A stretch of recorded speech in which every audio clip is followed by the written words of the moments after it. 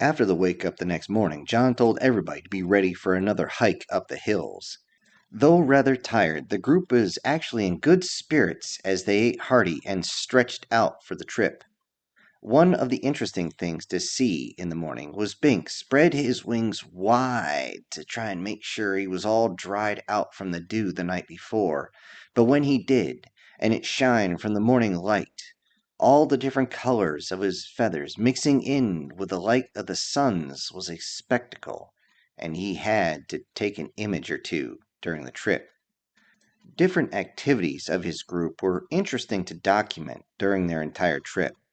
From Lauchie sleeping underwater to Kib swimming, he wanted to make sure he had this because it's going to make a good story later. The hill that they had to go up was the same as the others, a slow incline all the way up, dodging rocky outcroppings, and the occasional stop to make sure everybody was still behind them. With all that, this day no one complained at all. Reaching the top of the ridge, John looked through the technological binoculars and smiled. In direct line of sight, approximately 65 kilometers away, was a colony.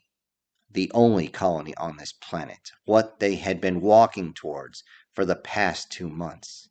Plus. As he watched, he could see a few items moving, which means the colony was still active. Informing the group, they all cheered uncontrollably. As they did, John said, "Don't put your cart ahead of your horse. We're not rescued yet. Start gathering." Everybody started gathering as much wood as possible. Being on the ridgeline, there's plenty of deadfall to choose from, so it wouldn't take long to get a plethora of combustible materials.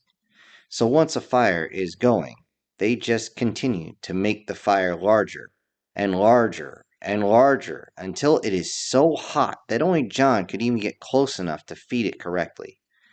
Once the fire is raging, they start to throw wet and green foliage onto it. Thinking about it, John grabbed the liners out of the carts. This is usually to protect the components from water damage, but in this case, he needed them for a different purpose. The petroleum-based material would actually send up a plethora of black smoke, and he needed contrast to this bright blue sky. As the fire burned, they all danced around, celebrating for a while. After a few hours, they began to lose hope that the colony would even notice this fire way off in the distance. John simply calmed everyone down and says, "Worst case scenario, we have to walk the rest of the way." As he said this, he's looking towards the colony and continues, "Though, given the option, I'd rather fly." They all look at John as if he had gone completely insane until they looked into the direction he was looking at. In the distance, way off but getting closer, was a VTOL heading their way. It was a small transport, but enough for all of them. Nearly silently, it flew in and landed and headed to the group with a type of extinguishers in their hands. John had waved them down as they were coming in, so it was clear that they had been noticed. And as they exited the VTOL, he went up and told the group what had actually happened. This reptilian species was not the same as Kib. Instead, they looked actually like giant bipedal salamanders, with their smooth skin and absolutely no horns. These salamanders were very willing to take the group to the colony once the fire was out. When they said this, John simply said, "Leave it to me." Then John walked up, grabbed the extinguisher, turned around, went to the fire, and maneuvered around the fire a little bit. No one knew what he was doing, but he was looking for an opening to the core of the fire. The foam that soaked the fire came out as it draped over the coals and extinguished the center of the fire very quickly. So much, in fact, that everyone noticed the temperature drop from the fire almost instantaneously. After another quick spray, this time to extinguish the logs that were above the bed of coals, they could finally all get on the transport and get the hell out of Dodge. Reaching the colony, the group would be debriefed after the medical staff looked them over and they were able to clean up and get some food in their system.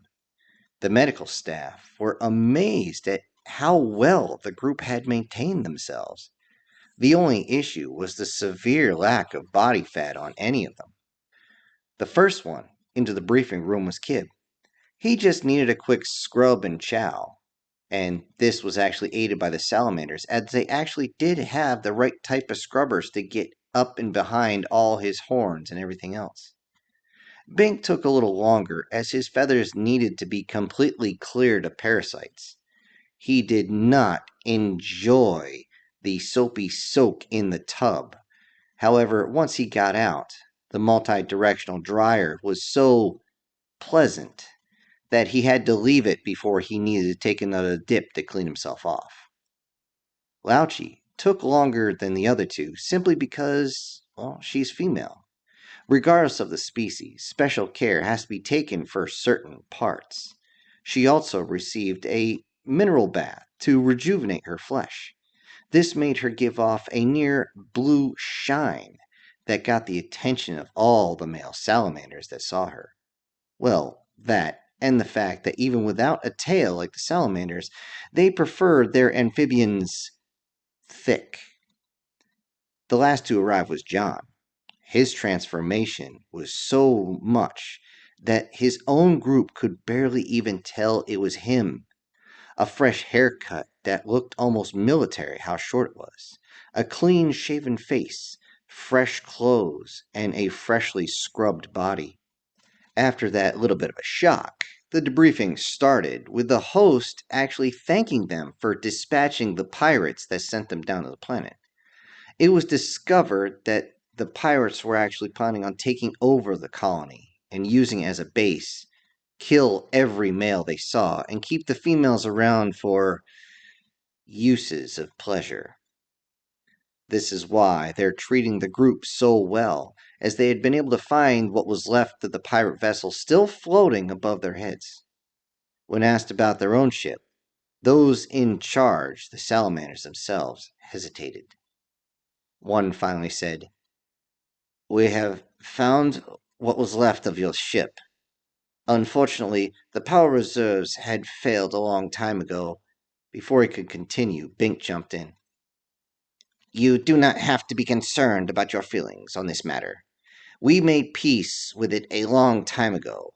They chose not to come with us and become meat popsicles instead." The salamanders thought about this phrase and stifled a laugh at the comment and proceeded with the debriefing. The group laid everything out, piece by piece. Using the holomap as a reference, they showed where they had camped, how they had survived, the harsh climates they had to go over, crossing the narrow sea, took down dangerous animals, harvested from the environment, and then eventually signaled for rescue. They even showed the pelt that had been with the group since their time in the tundra. As the full debriefing actually took several days, a few of the salamanders, just to verify everything, went and picked up the suit from their old campsite, as they wanted to look at it to see if it was actually worth purchasing, and maybe they could make a better one. Dollar signs and credit symbols bounced in their eyes at this one. As the debriefing finally came to an end, the salamanders wanted to know how they could have attained such knowledge and skills. That is, until another salamander jumped in. "I believe I know the answer to that," handing over a datapad. "The mammal's homeworld is a level 9 death world." This shocked even the group. They knew John's homeworld was Earth, but a level 7 death world? This made them all a bit nervous as they looked at him, as his eyes basically said, "What?" After everyone calmed down a bit, the decision had to be made on what to do next. The story of their survival of a mixed group on a colony world that crashed in the middle of a inhospitable area and then somehow managed to survive on minimal supplies. This story spread like wildfire in a room soaked with kerosene. Since most species came from garden worlds, this brought very much interest, especially for those planning on being more spacefaring. The salamanders offered to help in the process of interviews. But John insisted that he bring in probably the most dangerous human alive. The lawyer that actually got to the colony made them a sweet deal, as they would travel to other sectors to speak in front of other crowds, to answer their questions, so that others would be able to survive if they find themselves in a similar situation.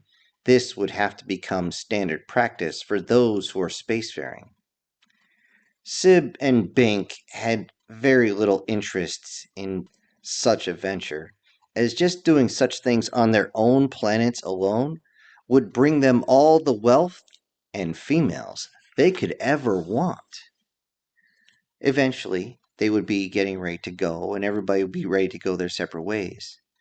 Waiting for the shuttles to arrive, which was going to take even longer, John invited Lauchi to enjoy the night air in the jacuzzi in his room. He was just grateful that his new friend, his lawyer, was able to actually bring one for him to enjoy. Lauchi loved this human device, as its oxygenated water meant she didn't even need to move her gills. She just had to enjoy it. As she walked in, John waved her forward as he was already in the water himself. As she walked in, she went and sunk herself deep into the warm water and enjoyed every little bit of it. John finally spoke.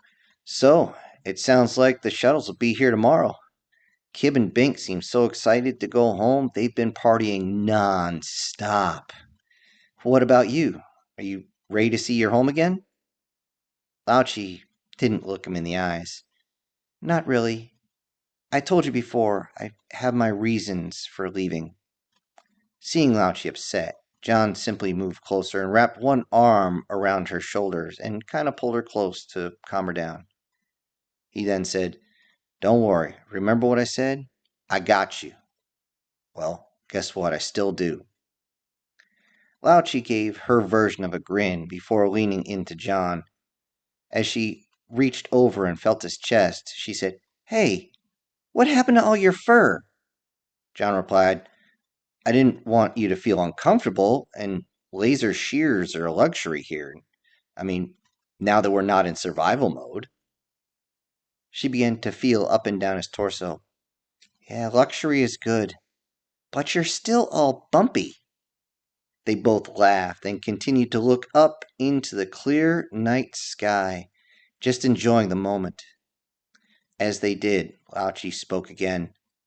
"Oh, I forgot to say something before," as she turned her face towards him. "Thank you for keeping me alive." John then responded, "Right back at you."